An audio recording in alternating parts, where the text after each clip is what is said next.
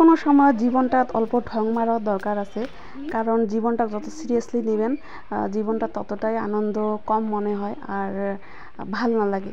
তো hello guys, good morning, welcome back to my YouTube channel and Facebook page. কেমন আছেন সবাই? আশা করি সবাই খুব ভালো আছেন, আমিও ভালো আছেন।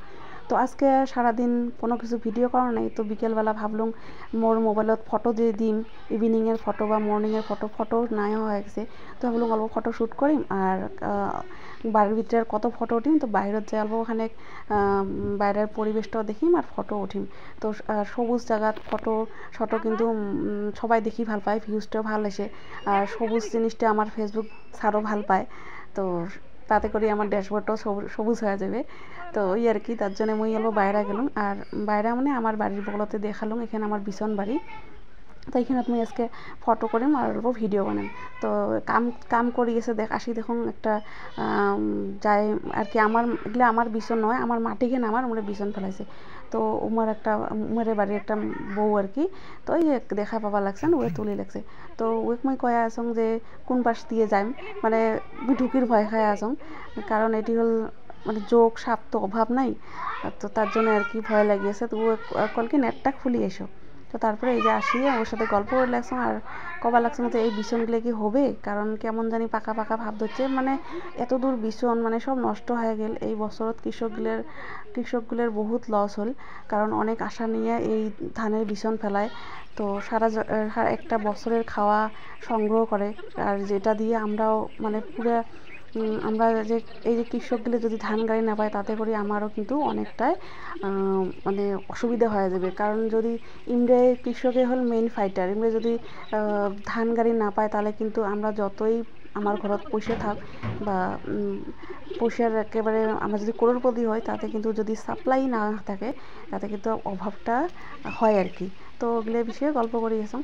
আর অনেকে হয়তো এই ভিডিওটা দেখি করবেন কায় এত সাজিগুজি ধানের বিছন তুলি এসে দুনিয়ার ঢং। আসলে অল্প ঢং মারলুম, কারণ জীবনটা যত তোমরা মানে মানুষের পছন্দের উপরে ছাড়ি দিবেন, ততটাই কিন্তু কষ্ট করবেন।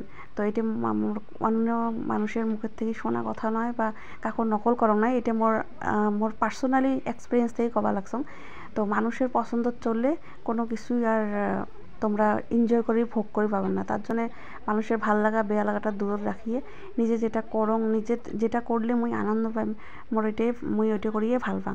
তাতে মোর কোনো যায় আসে না, কায় মোক ভাল পাইল বেয়া পাইল কোনো যায় আসে না। কারণ একটা সময়ত অনেক দেখছং মানুষের ভাল হওয়ার জন্যে করার জন্য বহুত কিছু করছেন, কিন্তু মানুষের ভাল হওয়া অসম্ভব। মানুষের কোনো পাশ থেকে তোমরা শান্তি করে পাবা না। তো ওইটাই আর কি, মনটা ঘরত থাকি খুব বোরিং হয়ে গেছে। তো ভাবলুম অল্পখানেক বাইরত যা মনটা অল্প শান্তি দেন।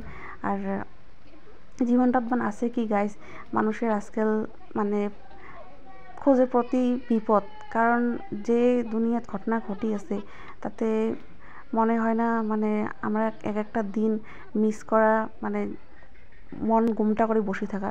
আর মোর মতন মানুষ মন গোমরা মারি বসে থাকা, ঘরত বসে থাকা অসম্ভব মোর জন্য। এটা মুই এই বয়সত হয় নাই, আর বাকি দিনগুলো তো মুই করি পাবার না। মুই যদি কাম করার পরে যদি ফ্রি থাকং, তো মুই দিনের বেলা তো ঘুমাং না। তো ওই সময়টাত মুই ভাবং তাহলে 2-3টে ফটো উঠিম বা অল্পখানে রিলসও বানাং। আজিকালি রিলস কম বানাং, কারণ ফেসবুকত কপিরাইট দিয়ে দিবে লাগছে। তো ছোটো মোটো ভিডিও তোমরা এগুলো আগত শেয়ার করিয়েছং। আর এমন করেই মুই আর কি দিনটা কাটাং। তো তাকে আসিয়ে আমার এই যে আর একটা বৌদি ইমারে ধান গাছ ফেলাইছে আর কি বিছন, তো গল্প করি আর এমন করে মুই কয়েকটা ফটো শ্যুট করলুম আর ভিডিও বানালুম। আর এলে গল্প করি আমার সাথে মুই আনন্দ নিয়ে আসং। তো কেমন পারলে ভিডিওখান গাইস কমেন্ট লাইক করে জানাবেন। Bye bye guys.